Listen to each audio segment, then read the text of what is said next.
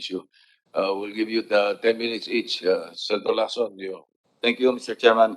We saw some figures during the presentation of the BOC, no? Yung apprehensions, number of apprehensions, merong 179. I think that's for 2021. May nakita akong 309. That's 2020 or 2019. And then another one, 272. So,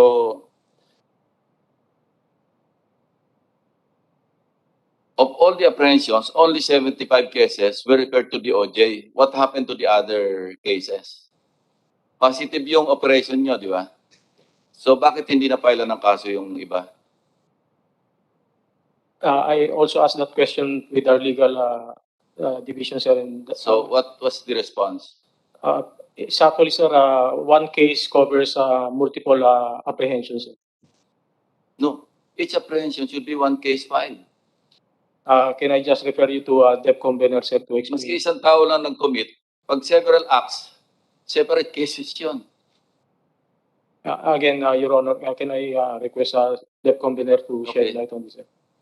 Yes, sir, that's true, sir. That's why I said, just like a while ago, I said it's 12 counts of acts, sir, that we filed against this consignee. In the reports presented by our commissioner, sir, it says 172 apprehensions, but in our cases, in the cases that we filed in the DOJ, sometimes these apprehensions includes only in one BL on one entry involves 10 containers or 5 containers. So in one BL, there are sometimes 3 or 4 containers. So it involves one act. But in the in our records, sir, if there are 5 acts of filing a misdeclared item, in one consignee, we filed 5 counts of criminal charges also, sir. Alam nyo kasi parang ang hirap lusutan pag binabasa natin itong pagdadaanan. Ano? Simula muna, magre-register ng business name, either DTI or SEC, di ba? And then kukuha ng mayor's permit. So identify dyan. Pangalawa, kukuha ng accreditation sa Bureau of Customs. Mahirap din kunin yan. Di ba? May mga requirements. Pangatlo, enlistment by the Department of Agriculture, yung Food Safety Regulatory Authority as a commodity importer. Mahirap din kunin yan. Pang-apat, magsisecure ng SPSIC, di ba? Yung phytosanitary from the Food Safety Regulatory Agencies concerned, di ba? Mahirap din kunin yan.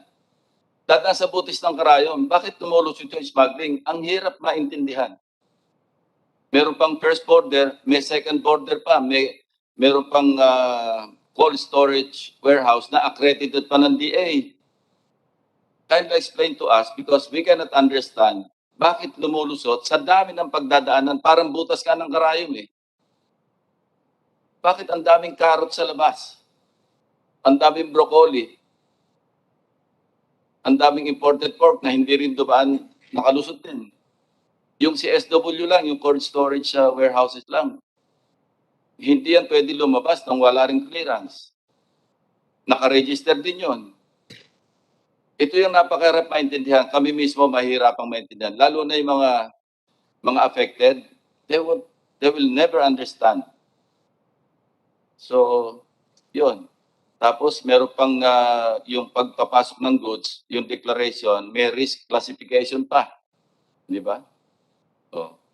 Tapos, yung sa second border, paki-explain lang sa amin, DA and Bureau of Customs, bakit lumulusot in spite of the so many stages?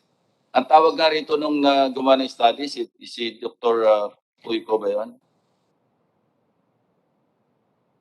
Ang tawag niya, 8 toll gates of agricultural smuggling. Ang daming pagdadaanan. Bakit lumusot? Bakit ang daming lumulusot? Paki-explain na sa amin. So, para makakuha tayo ng solution. Because unless you explain it to us, how these things are happening, we cannot resolve this issue. Pabalik-balik lang tayo. Di ba, Congressman Nicky? Galing na tayo rito. Ilang araw na tayo ng Committee of the Whole. Ito rin yung issues pinag-uusapan natin eh. Hindi tayo makagraduate. After several hearings, makakalimutan natin. Pero the laws are sufficient. interagency cooperation is sufficient, regulations are sufficient, and yet, hindi nagbabago yung complaints. Tuloy-tuloy smuggling. Kindly explain. Yun lang. That's my only question. We need a satisfactory or convincing man lang na explanation. Why? How are this happening? Thank you, Mr. Chairman. You may consume the rest of the day explaining why. So, para lang masatisfy nyo yung mga ibang resource persons. Ang hirap maintindihan talaga, Tom Jagger. Pakilang, or DA, kindly explain din. Alam nyo, ang laban natin dito parang paguran eh. Yes, Your Honor. Mapagod. Actually, from first border to second border, it should have been detected at the very instance that the container entered the port. It's already being inspected and it undergoes X-ray inspection, and everything inside is being looked into before it gets into the second border. The only thing that we are concerned about is as soon as it enters the second border, all that were declared in terms of the SPS are complied, and there are no other things that comes into the picture from the port to the CSW, to the cold storage warehouses. So as much as we are concerned about this, we are worried that probably at the very instance that it enters the port, there already are something that is going on there. And that's, I don't know how it happens. We are as well puzzled on this, Your Honor. Thank you. Yun ang isang suspecha ko, hindi interagency cooperation, interagency conspiracy. Kaya lumulusot. Yes, sir. Actually, there is already a task, the technical working group that is looking into that. This is a DA, BOC, TWG, and it's already agreed that at the very instance that these are already being examined at the first border, the DA can participate in the examination because before there was this practice that DA actually is only responsible as soon as it passes in examination. And in fact, to fully address the issue of possible entry of other commodities that are being brought into, possibly they are mixed up with some legally imported commodities, we have recently put up another facility, that is the second border facility for examination of agricultural products. So hopefully, these new facilities can address this problem right after the first border. So and in the process of transporting it from the port up to the CSW, they still undergo a certain level of examination. Thank you. Yes, by the way, when I mentioned interagency conspiracy, I'm not referring to high-level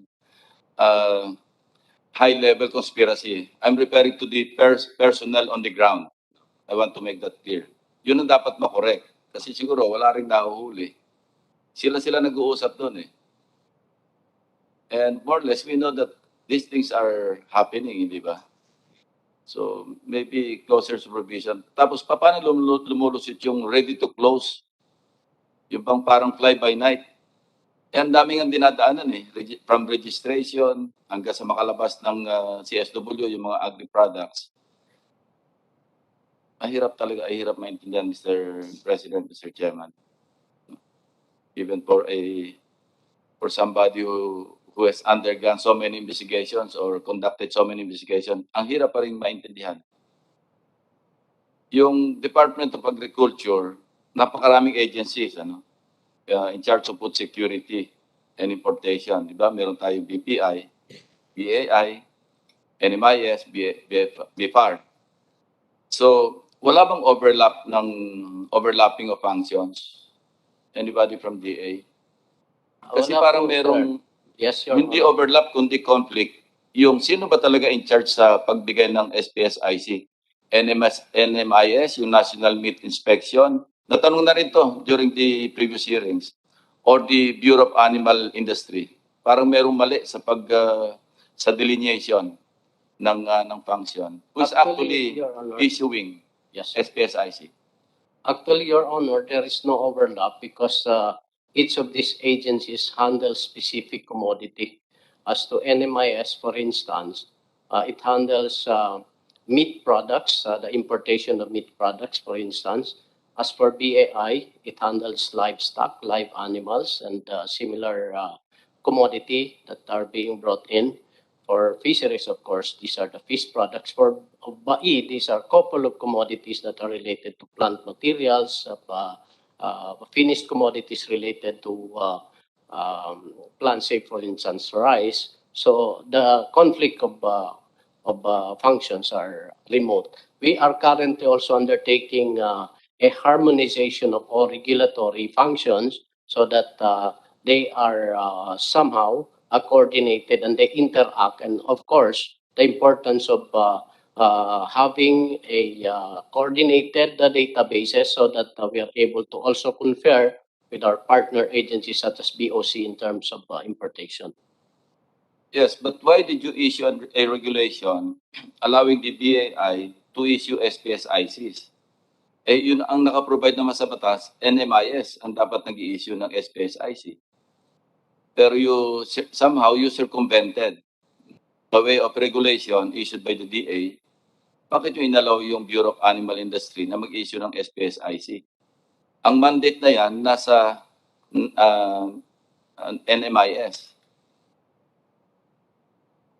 So, what do you propose to do para mawala itong, alam mo, usurpation nito of authority by one agency,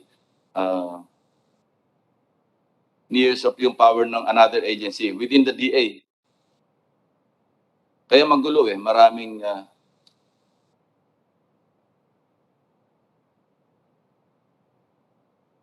ito, under the provision of Republic Act 1556, amended by PD number 7,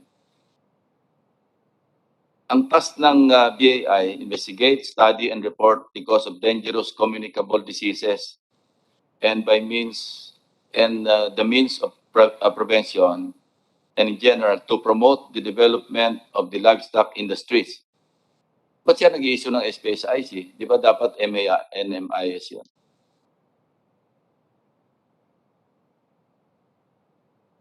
Problema natin dito, Yes, sir. Your Honor, may we request the Director of the BAI to answer this question?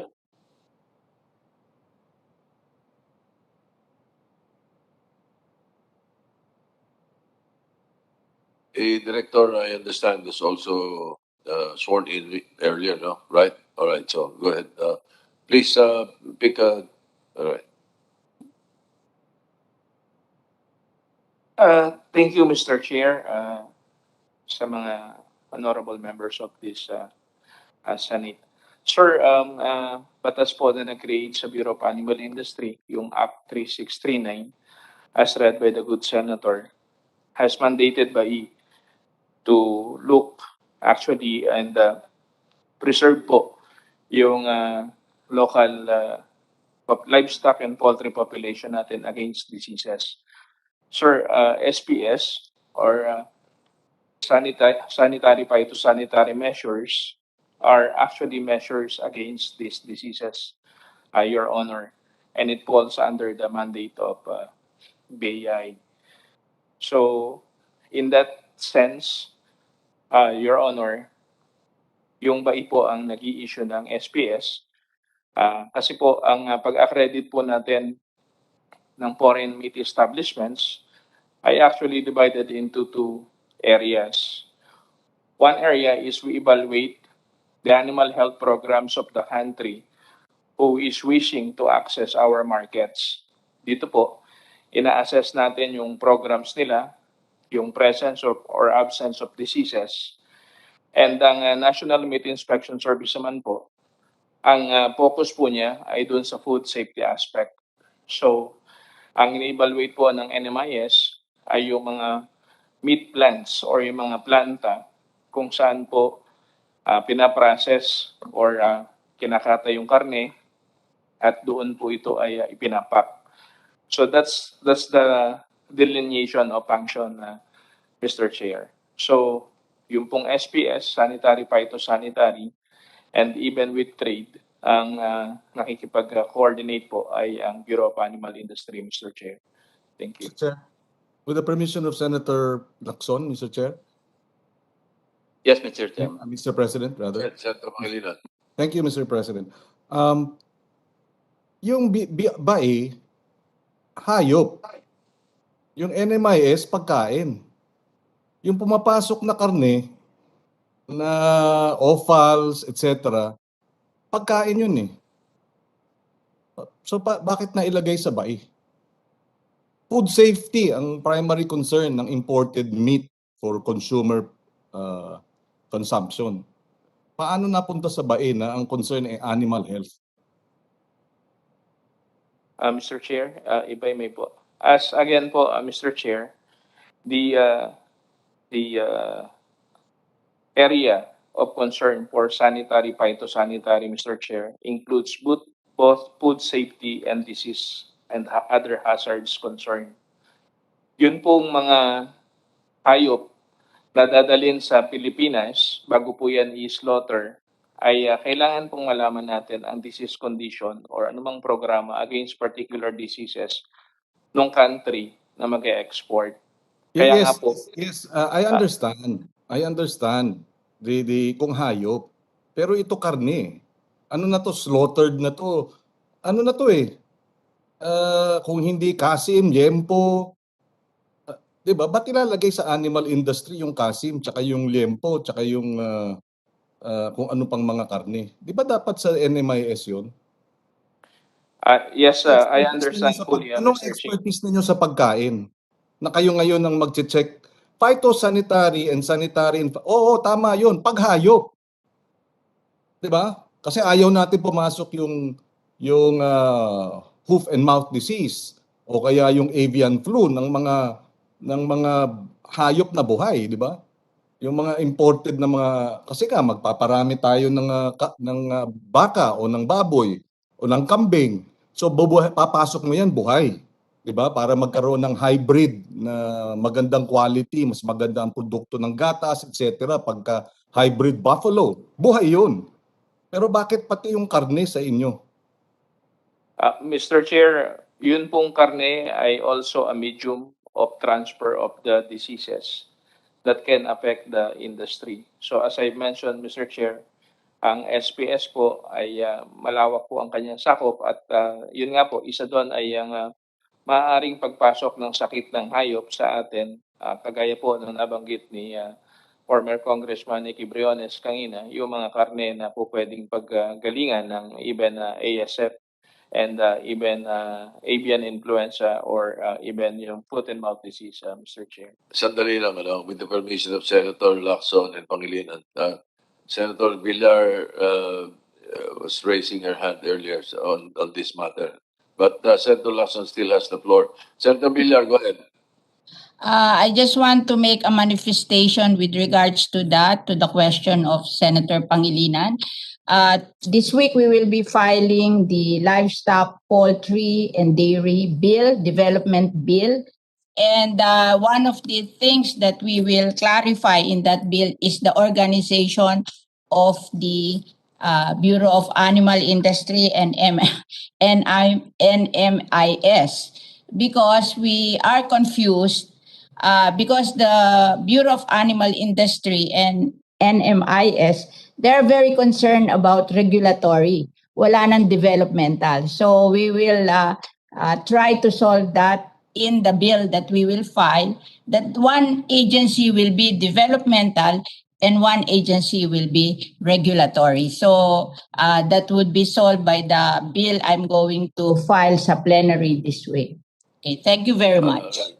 Thank you, Ray. That's good news for the committee. Senator Lacson, you may proceed. Yes, thank you. And I could not agree more with Senator Pangilinan.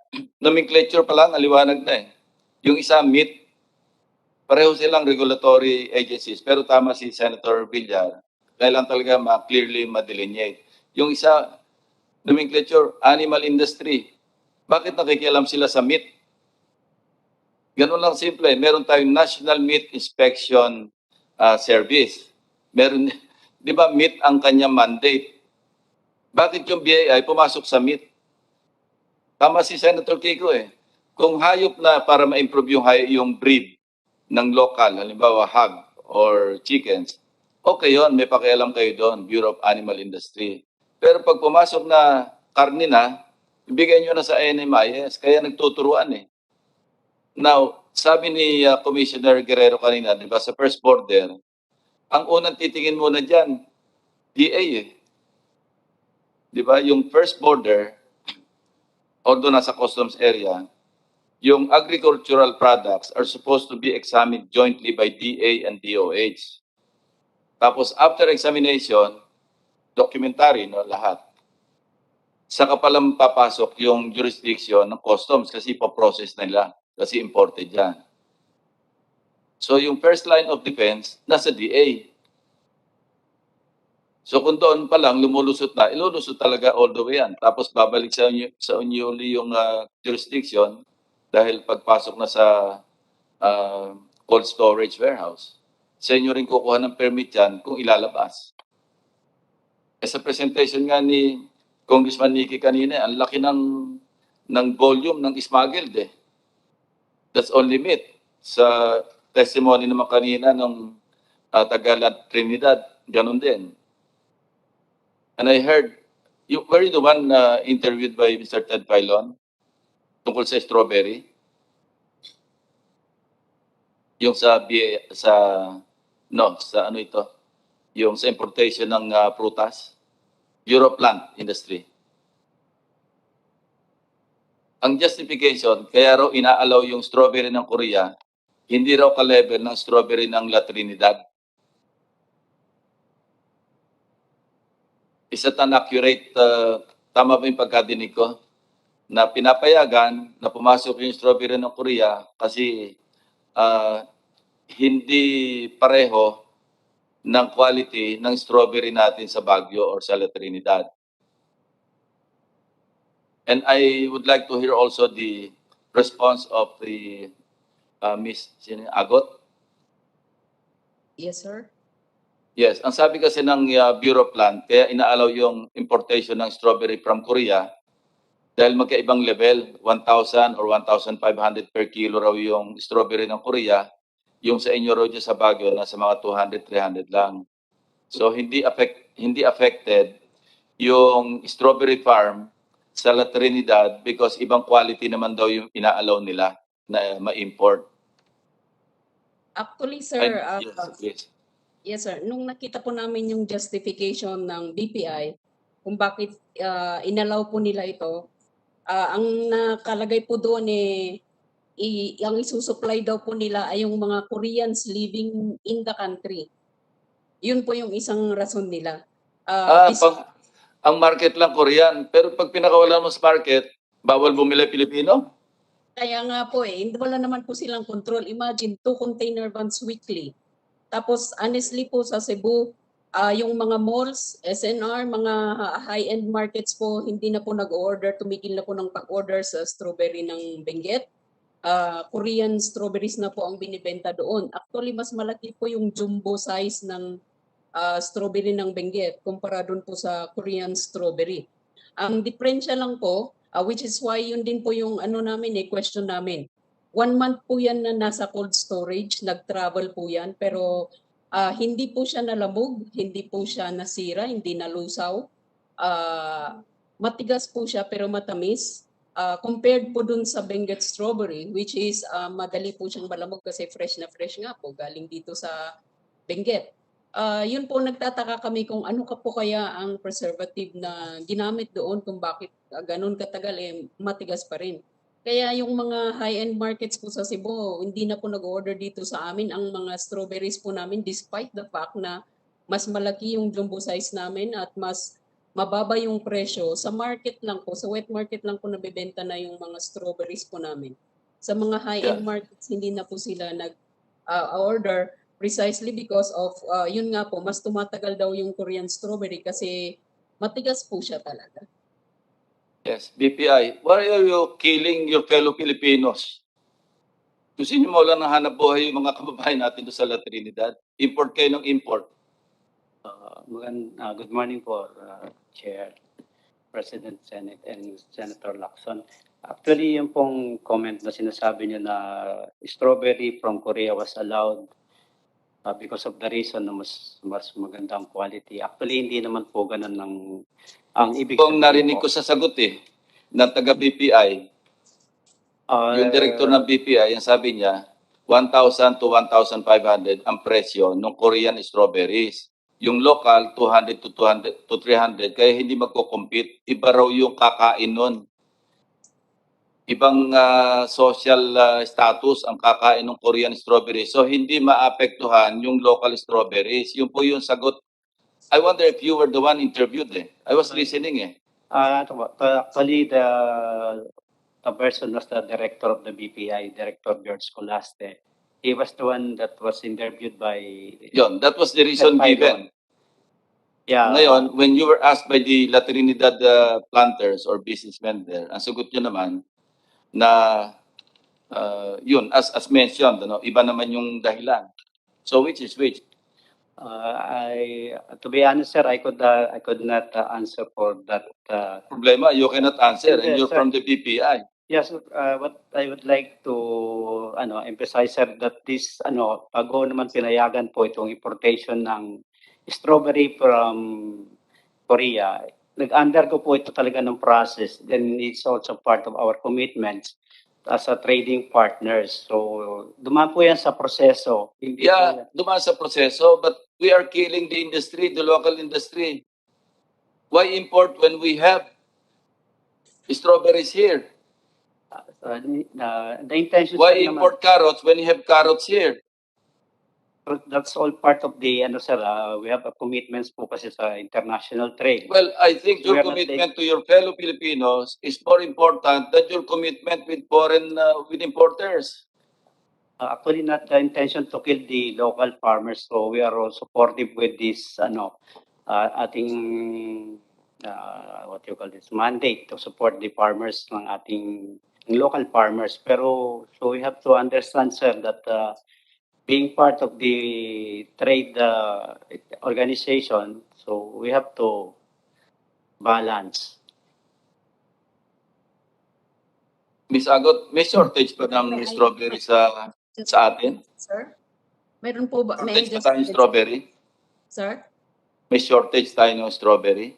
actually po peak season po ng strawberry December Yung pang isa, hanggang tinataon nyo pang peak season bago kayo nag-i-import para kayo nananadya.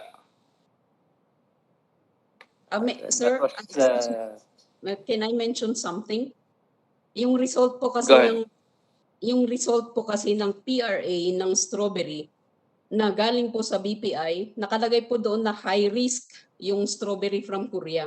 Meaning malaki po yung tsansa na pag napasok po ito, may dala pong mga diseases and pests ito. Kaya nga po, umalma po ang local government namin dito na wag na sanang papasukin kasi yun nga po yung result. High risk nga po yung Korean strawberry. Nevertheless, pinapasok pa rin. And pag tiningnan naman po namin yung Philippine-Korean Free Trade Agreement, hindi naman po nakasama doon sa listahan ang strawberry na pwedeng papasukin from Korea. If you are talking about our international responsibility to trade with other countries, wala po doon tiningnan po namin.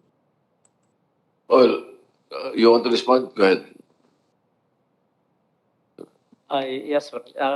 Yung po sinasabi po ni ma'am.